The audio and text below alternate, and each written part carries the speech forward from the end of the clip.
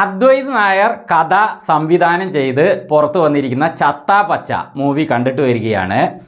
സിനിമയുടെ ഇടവേള വരെ സിനിമ എനിക്ക് വലിയ സുഖമൊന്നും തോന്നിയില്ല കേട്ടോ.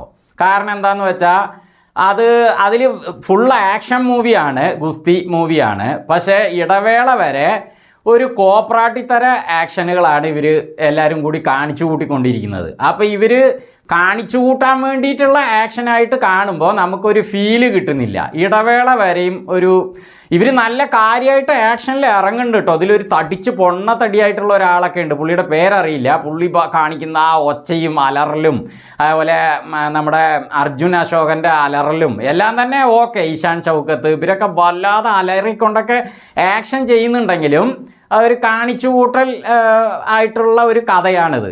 അപ്പോൾ അങ്ങനത്തെ ഒരു കഥയാണ്, അതുകൊണ്ടാണ്.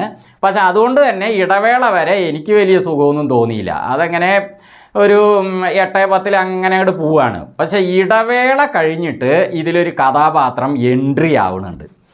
അത് മറ്റാരുമല്ല, വെട്രി എന്ന ഒരു ക്യാരക്ടറിൽ റോഷൻ മാത്യു ഇറങ്ങുകയാണ്. പുള്ളി വന്നതിന് ശേഷം സിനിമയ്ക്ക് അങ്ങോട്ട് ചൂട് പിടിക്കുകയാണ്. പുള്ളി നന്നായിട്ട് ചെയ്തിട്ടുണ്ട് കേട്ടോ. റോഷൻ മാത്യു ഈ സിനിമയിൽ 6 പാക്കൊക്കെ ആയിട്ടാണ് വന്നിരിക്കുന്നത്. പുള്ളി മാത്രമല്ല, ഇഷാൻ ഷൗക്കത്ത് അതേപോലെ വിശാഖ് നായർ ഇവരൊക്കെ തന്നെ 6 പാക്കിലാണ് ഈ സിനിമയ്ക്ക് ഒരുങ്ങി തന്നെ വന്നിരിക്കുകയാണ്. അപ്പോൾ ഡയറക്ടർ അദ്വൈത് നായർ കഥ സംവിധാനം ചെയ്ത ഈ സിനിമയ്ക്ക് പുള്ളി അങ്ങനെ വന്നേ പറ്റുമെന്ന് ഒറ്റക്കാലിൽ നിന്ന് ഇവരെ വരുത്തിയിരിക്കുകയാണെന്ന് വേണമെങ്കിൽ പറയാം. കാരണം ഇവർ അതിനു വേണ്ടി ഒരുങ്ങി ഇറങ്ങിയിരിക്കുക തന്നെയാണ്. അപ്പോൾ റോഷൻ മാത്യുവിൻ്റെ ആ സീരിയസ് ആയിട്ടുള്ള ആ ഒരു എൻട്രി അതേപോലെ പുള്ളിയുടെ മാസ് ആക്ഷൻ ഒക്കെ തന്നെ നന്നായിട്ടുണ്ടായിരുന്നു. സീരിയസ് ആയ ആരും ഇല്ല ഈ സിനിമയിൽ എന്ന് ഞാൻ വിചാരിച്ചു. ആ രീതിയിലാണ് സിനിമ പോയിക്കൊണ്ടിരിക്കുന്നത്. ഒരു കോമഡിയും അല്ല, അതേസമയം നല്ല പൊളിച്ച ആക്ഷനും അല്ല. അങ്ങനെ പോകുമ്പോൾ പെട്ടെന്നൊരു സീരിയസ് ആയിട്ട് ആരെങ്കിലും വേണ്ടേ? അങ്ങനെ നമ്മൾ ഒരു നിരാശയിൽ അങ്ങനെ പോകുന്ന സമയത്ത് പുള്ളീൻ്റെ ആ കഥാപാത്രം വരലും അത് നന്നായിട്ട് പുള്ളി അഭിനയിക്കുകയും കൂടി ചെയ്തപ്പോൾ സംഗതി ഇടവേളയ്ക്ക് ശേഷം സിനിമ ഒരു ചൂട് പിടിച്ചു. പിന്നെ അതേപോലെ തന്നെ ഇതിലെ ആക്ഷനെ കുറിച്ച് പറയുകയാണെങ്കിൽ കലൈ കിങ്സൺ ആണ് ഇതിൻ്റെ സ്റ്റണ്ട് കൊറിയോഗ്രാഫി ചെയ്തിരിക്കുന്നത്. ഇടവേള കഴിഞ്ഞിട്ട് ഞാൻ പറഞ്ഞ ഈ ഒരു വെട്രി കഥാപാത്രം വന്നതിന് ശേഷം ആക്ഷനൊക്കെ നന്നായി ചൂട് പിടിക്കുന്നുണ്ട്, നന്നായിട്ടുണ്ട്. വിശാഖ് നായറും ആദ്യമൊക്കെ അങ്ങനെ ഇങ്ങനെയൊക്കെ ആണെങ്കിലും പുള്ളിക്ക് അവസാനം ഒരു നല്ല സംഭവം ഉണ്ട്.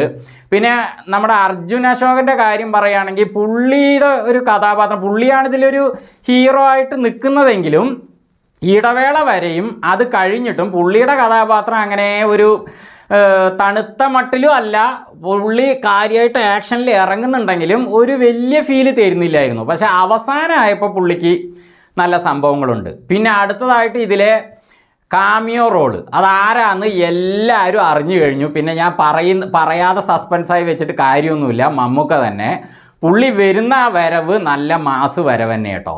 പുള്ളിക്ക് കുറച്ച് സമയമേ ഉള്ളൂ സിനിമയിൽ, എന്നാലും പുള്ളിയുടെ ആ വരവ് ആ മാസമായിട്ടുള്ള കുറച്ച് ആക്ഷനൊക്കെ നന്നായിട്ടുണ്ടായിരുന്നു. എന്നാലും പുള്ളി സിനിമ ഫുള്ളുമായിട്ടും ഇല്ല. തുടക്കത്തിലൊക്കെ പുള്ളിയുടെ കാര്യങ്ങളൊക്കെ വരുന്നുണ്ടെങ്കിലും വാൾട്ടർ എന്ന കഥാപാത്രമായിട്ട് അങ്ങനെ സിനിമയിൽ ഒരു വെയിറ്റിങ്ങിലേ ഇരിക്കുകയാണ്. പുള്ളീനെ അവസാനം കാണിക്കുന്ന സമയത്തുള്ള ആ സംഭവങ്ങളൊക്കെ കുഴപ്പമില്ലായിരുന്നു. പിന്നെ അതേപോലെ ഇതിൻ്റെ സിനിമാറ്റോഗ്രാഫി ചെയ്തിരിക്കുന്ന ആനന്ദ് സി ചന്ദ്രൻ, അതേപോലെ എഡിറ്റിംഗ് ചെയ്തിരിക്കുന്ന പ്രവീൺ പ്രഭാകർ, ഇവർ രണ്ടുപേരും കൂടി സ്ക്രീന് നല്ല കളർഫുൾ ആക്കിയിട്ടുണ്ട്. കാരണം ആ ഗുസ്തിയുടെ സംഭവങ്ങളൊക്കെ വരുമ്പോൾ ഉള്ള സീനുകളൊക്കെ നന്നായിട്ട് തന്നെ എടുത്തിട്ടുണ്ട്. പിന്നെ ഇതിലെ ഏറ്റവും ഹൈലൈറ്റ് ആയിട്ട് നിൽക്കുന്ന മറ്റൊരു സംഭവം എന്താണെന്ന് വെച്ചാൽ മുജീബ് മജീദിൻ്റെ ആ BGM ആണ്. ആ ലാസ്റ്റ് വന്നിരിക്കുന്ന BGM ഒക്കെ ഒന്നും പറയാനില്ല. മമ്മൂക്ക വരുമ്പോൾ അതേപോലെ അവസാനം ഒരാളെ പൊക്കിയെടുത്തിട്ട് താഴേക്ക് അടിക്കുന്ന സമയത്തുള്ള ആ സംഭവങ്ങൾ, അതൊക്കെ പൊളിയുമ്പോൾ ഉള്ള ആ മ്യൂസിക്, അതേപോലെ ഇൻട്രോ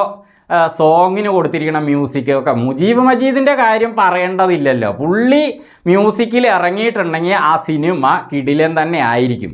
ഒന്നും ആക്ഷനൊന്നും ഇല്ലെങ്കിൽ പോലും പുള്ളിയുടെ മ്യൂസിക് വേറെ തലത്തിലുള്ളതായിരിക്കും. അത് ഈ സിനിമയിലും പുള്ളി തെളിയിച്ചിട്ടുണ്ട്, നന്നായിരുന്നു. അപ്പോൾ ഇടവേള കഴിഞ്ഞുള്ള റോഷൻ മാത്യുവിൻ്റെ ആ ഒരു മാസ് സംഭവങ്ങൾ, അതേപോലെ സെൻറ്റിമെൻറ്റ്സ്, അതുപോലെ അവിടുന്ന് അങ്ങോട്ട് വരുന്ന ആ കഥ, അതേപോലെ ഇതിലെ മറ്റ് ആക്ഷൻ രംഗങ്ങളൊക്കെ തന്നെ ഫാമിലിയായിട്ട് പോയി കാണാൻ കണ്ടിരിക്കാം, കുഴപ്പമില്ല.